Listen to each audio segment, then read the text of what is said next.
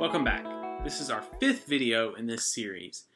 In this video, we're continuing our conversation from the last video on the Song of Songs. You'll remember that Gregory holds this book in very high regard as he refers to it as the Holy of Holies. Gregory believes that this book is in our Bible to serve as a way of training our desire. Think about the significance of calling it the Holy of Holies. Where does that term come from?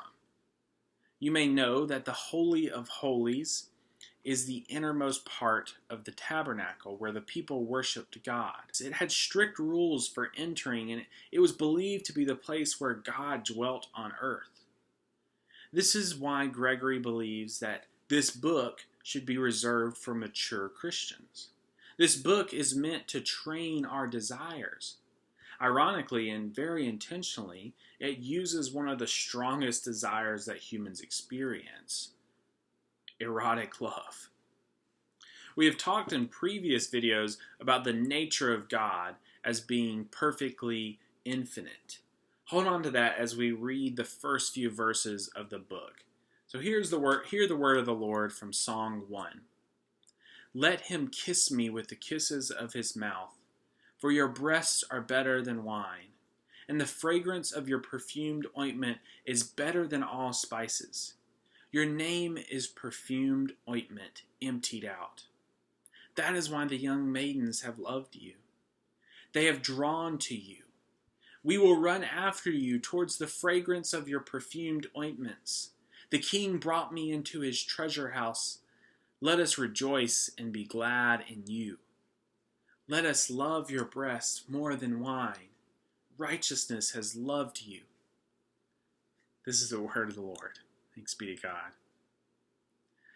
Gregory points out that what is demonstrated in this passage, as well as really throughout the book, the Song of Songs, is that any enjoyment of Christ only increases our desire for a greater share in his goodness.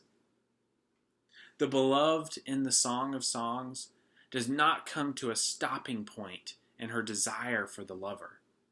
In the same way, we do not come to a stopping point in our knowledge and love of God. The fragrance of the lover that is mentioned in the text, these are the good things of Christ. What good things do we say about Jesus? Jesus is gentle. Jesus is selfless. Jesus is prudent. He is wisdom. We are drawn to Christ by these in the same way that the beloved is drawn to the lover. The life of Christ that we are united with, this is our being brought into the Holy of Holies. This mysterious, even dark place, by referring to this growth in God as the Holy of Holies, Gregory is holding an important tension for us. As he discusses regarding the passage we just read, while we are attracted to Christ because of his perfumes of virtue, that is all we learn about Christ in Scripture, at the same time, there is a deep unknowing that comes with this. Yes, we begin to get to know Christ in our heart, but we also are only beginning to know Christ. Just like the Holy of Holies, it is about journeying deeper and deeper into God. Gregory actually talks about the Holy of Holies quite a bit in his writing. He sees it as a crucial part in the way that God desires to be worshipped. See, in the Old Testament, in the tabernacle, it served as a way to maintain some unknowing of the Creator God. This is a common characteristic of God throughout the Old Testament, really. Think about when Moses encounters God in the burning bush in Exodus 3. When Moses asks for God's name, the response he gets is not a name at all. God says, I am who I am, or I will be who I will be.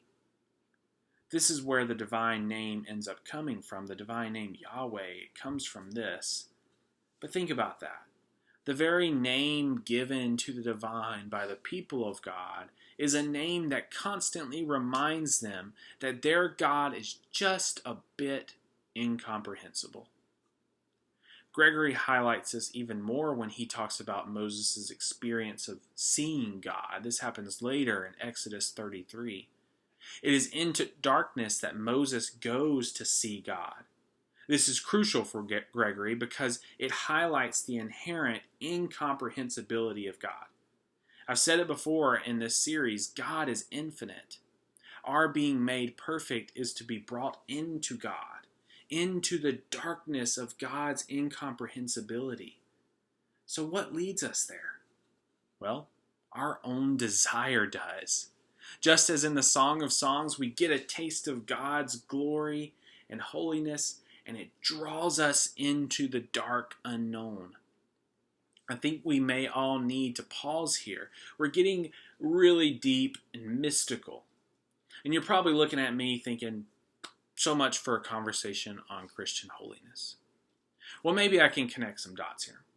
I should first say that I'm really speaking to those of us who have been raised or been taught to believe that entire sanctification or Christian perfection or holiness means that we get to a point where we've made it, where we've accomplished sinlessness because we don't do a certain list of things that we have identified as sinful.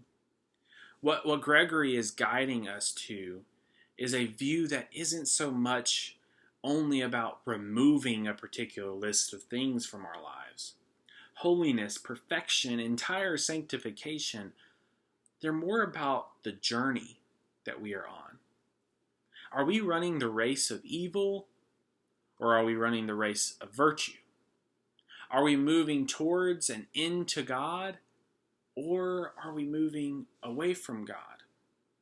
Christian holiness for Gregory certainly includes the removal of vices and sin, but only because vices and sin are the opposite of the goodness of God, the goodness that we are created in. And finally, one last thing I want us to consider from Gregory here.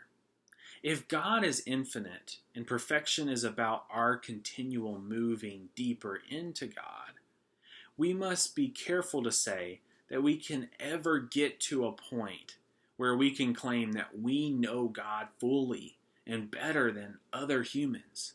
We know Christ, yes. We know God through Christ, yes. But the very nature of God is incomprehensible. This means that we cannot even imagine the myriad of ways that God has, is, and will be revealed to others. I really wish there was more time for us to talk about this, and I recognize we deviated from the Song of Songs just a bit. But I really think that it was never Gregory's intention for us to get hung up on the words of that book. I hope that we will all perhaps add the Song of Songs to a more regular reading schedule for us, because I really think it's important. It's going to be helpful in our journeying with God.